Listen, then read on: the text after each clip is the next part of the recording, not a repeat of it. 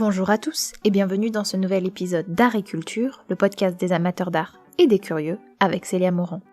Aujourd'hui, j'ai envie de remonter un peu dans le temps et de traverser l'océan Atlantique afin de vous raconter l'histoire de Central Park à New York, le parc le plus grand et le plus célèbre de la Big Apple et qui a célébré en 2003 ses 150 ans. Juste avant de commencer, je vous rappelle que vous pouvez trouver des photographies mentionnées dans cet épisode sur Instagram, sur la page Art et Culture Podcast tout attaché, et sur le blog La Balançoire de Fragonard. Bonne écoute! Au début des années 1800, le futur de la ville de New York est clair. Son emplacement central sur la côte atlantique, sa baie protégée toute l'année et surtout sa localisation idéale pour rejoindre rapidement le reste du pays font que l'on sait que cette ville va prendre en importance. La population augmente vite, très vite même. En 30 ans, elle triple, passant de 60 000 à plus de 185 000 habitants. Dès 1811, une loi est adoptée pour organiser l'aménagement de la ville. Ainsi, on impose un plan orthogonal pour la ville de New York du futur, c'est-à-dire que les rues sont toutes rectilignes et se croisent en angle droit afin de créer des îlots de forme rectangulaire pour les habitations. On oblige aussi aux nouvelles avenues d'être larges afin de permettre à l'air et donc aux miasmes de circuler. La ville s'étend rapidement suivant ce plan pour accueillir toujours plus de monde, mais rien n'est fait pour les parcs. Il y a bien quelques jardins ou petits parcs qui sont aménagés, souvent offerts par de riches propriétaires du quartier, ou alors des cimetières, mais rien de grande importance. Les gens ont donc peu d'espace où sortir et s'aérer dans cette grande ville en devenir.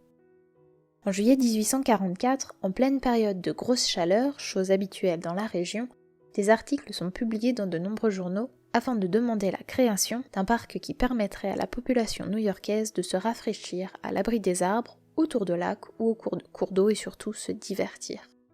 En 1850, les demandes s'intensifient. Les voyageurs qui ont pu découvrir Londres ou Paris pensent alors tous à Hyde Park ou encore au Bois de Boulogne, achevé lui en 1852, et rêvent d'un équivalent pour la plus grande ville américaine. Des paysagistes comme Andrew Jackson Downing, le fondateur de l'architecture du paysage américain, des écrivains et des poètes s'unissent pour que ce projet se réalise. Le poète William Cullen Bryant demande même à cette occasion que, je cite, « la municipalité ouvre un grand parc, un vrai parc, qui, par le saint divertissement du peuple, l'éloigne de l'alcool, du jeu et des vices, pour l'éduquer aux bonnes mœurs et à l'ordre. » Fin de citation. Le nord de l'île de Manhattan n'est alors pas vraiment occupé et de grands espaces relativement abandonnés sont encore disponibles pour réaliser un tel projet. Il faut attendre 1853 pour que l'État de New York décide d'un emplacement et bloque l'espace pour la création de ce parc. On hésitait alors entre deux espaces, un le long de la rivière Est, que l'on pourrait nommer Jones Park, et un autre plus central à la presqu'île et qui pourrait prendre le nom de Central Park.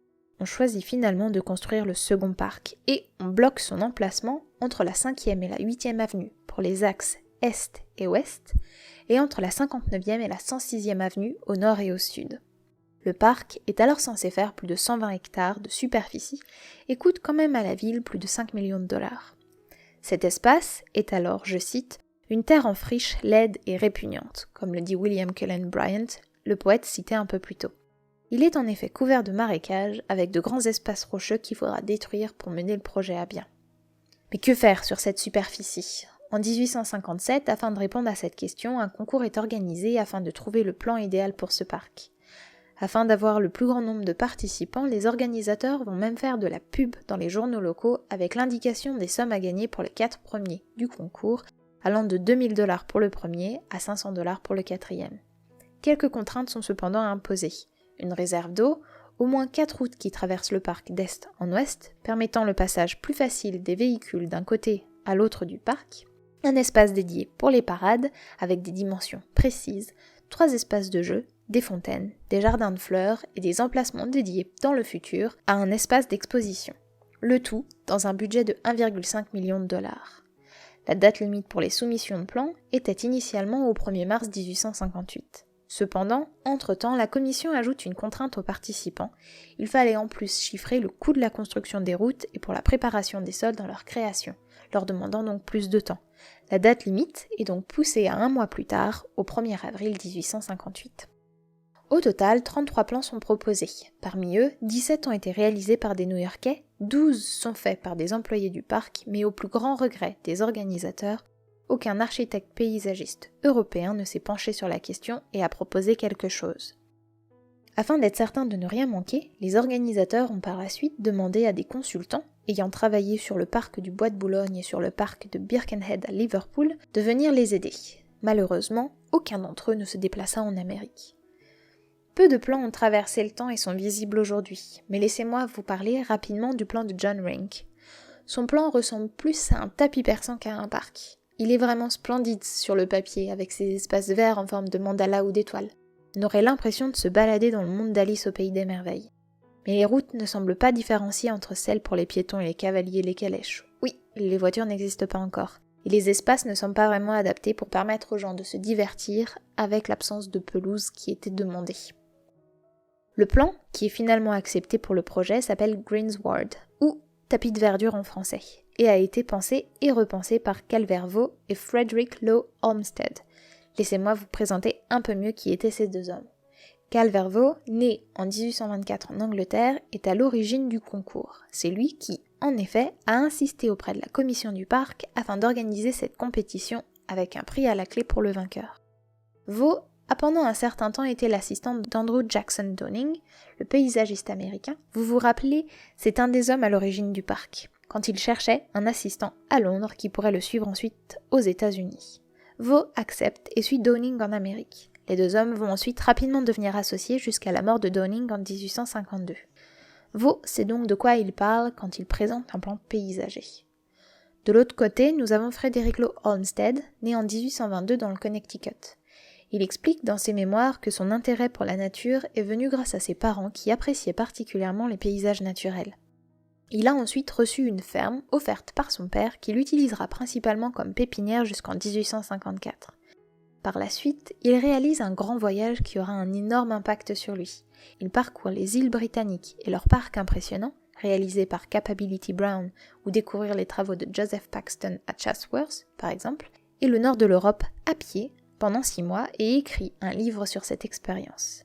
Après quelques soucis financiers et familiaux, on lui indique que le poste de directeur de Central Park est vacant. Il présente sa candidature et est accepté.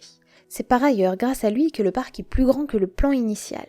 Il négocie en effet en 1858 l'achat de 26 hectares supplémentaires pour le projet, montant ainsi le parc jusqu'à la 110e avenue au nord et atteignant les 135 hectares de superficie.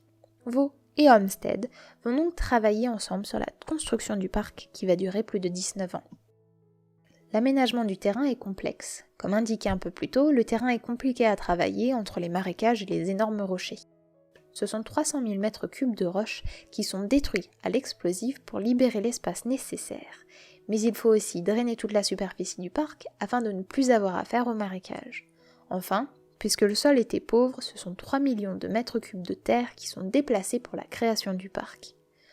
Ensuite, nous avons 240 000 arbres et buissons qui sont plantés sur toute la superficie du parc, avec plus de 1500 ouvriers qui pouvaient travailler jusqu'à 14 heures par jour pour terminer le projet au plus vite. La construction du parc impose aussi le déplacement ou la destruction de petits villages comme le Seneca Village qui se trouvait alors sur place.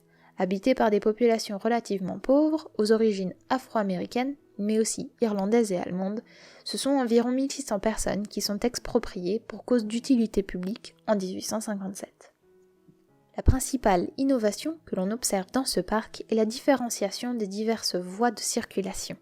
En effet, les espaces sont délimités afin de garantir la sécurité des piétons au cours de leur balade dans le parc, mais aussi de faire en sorte qu'ils ne soient pas dérangés par les cavaliers ou les calèches. Des routes sont même enterrées sous le parc pour permettre cette réalisation. 36 ponts, aux architectures uniques, sont aussi construits pour permettre le déplacement facile dans le parc. Quels sont les espaces aménagés pour divertir les New-Yorkais ? Nous avons dans un premier temps de nombreux espaces de pelouse. On retrouve par ailleurs dans cette série l'ancien Sheep Meadow, ou pelouse à moutons, sur laquelle on laissait paître ces animaux jusqu'en 1932. La Great Lawn, ou grande pelouse, se trouve juste à côté du Metropolitan Museum of Art. Avant d'être une grande pelouse, l'espace était utilisé comme un autre réservoir d'eau. En parlant de points d'eau, le parc en abrite plusieurs. On pense généralement aux plus importants d'entre eux, avec le Jacqueline Kennedy Onassis Réservoir, nommé ainsi depuis 1994, qui est le plus important de tous, avec une superficie de plus de 42 hectares. On a ensuite de nombreux lacs artificiels. The Lake, ou le lac placé au sud du parc, est celui qui fut inauguré le plus tôt, car dès l'hiver 1858, alors que les travaux ne sont qu'à leur début, les New-Yorkais pouvaient venir patiner sur sa surface gelée. Autre détail amusant sur le parc, les 18 entrées dès son inauguration sont toutes nommées en l'honneur de la population de la ville. Les 4 entrées au sud du parc sont dédiées aux savants scolaires, aux artistes, aux artisans et aux marchands. Ensuite, on retrouve des entrées pour les pionniers, des fermiers, des chasseurs, des mineurs, des bûcherons, des marins, des ingénieurs, les inventeurs et les guerriers. Enfin, les dernières portes, elles, sont dédiées aux femmes, aux garçons, aux filles et aux étrangers qui, eux, ont joué un grand rôle dans la création et le développement de la ville. Pour les autres activités et monuments architecturaux, on peut citer un zoo, qui est installé en 1864, ce qui en fait le plus ancien des États-Unis, le Belvedere Castle, situé en hauteur dans le parc, qui est inspiré des châteaux écossais, terminé lui en 1869 et qui sert aujourd'hui d'observatoire météorologique. Et enfin, le Metropolitan Museum of Art, qui lui est installé dans le parc en 1880. Central Park est inauguré officiellement en 1873 et c'est un succès immédiat auprès de la population. Tout le monde veut se promener dans le parc. Il y a par ailleurs des témoignages et gravures montrant à quel point le parc pouvait être visité par les New-Yorkais.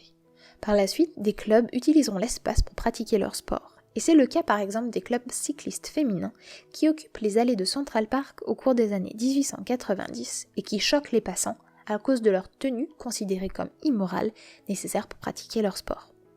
Le parc est ensuite progressivement laissé à l'abandon des suites de l'invention des automobiles qui permettaient alors aux habitants de la ville de se déplacer plus loin lors de leurs jours de congé, et ce jusqu'à la crise de 1929. Il faut attendre les années 1934 pour qu'un programme de reconstruction soit lancé par Robert Moses pour la ville et son parc. Central Park retrouve donc sa splendeur, les arbres morts sont remplacés, les pelouses replantées. On ajoute aussi des espaces de jeu et 12 terrains de baseball et de handball. Le parc est donc de nouveau un poumon vert et un lieu de promenade pour la ville jusqu'en 1860 à la démission de Robert Moses, et à partir de là, le parc est de nouveau dégradé entre squats, dépôts d'ordures, graffitis, vandalisme et crimes. Le parc, vous vous en doutez, est de nouveau délaissé par les habitants qui ne s'y sentent plus en sécurité. Dans les années 70, de nombreuses associations demandent à ce que le parc soit de nouveau entretenu et protégé. Le Central Park Conservancy est créé pour cela.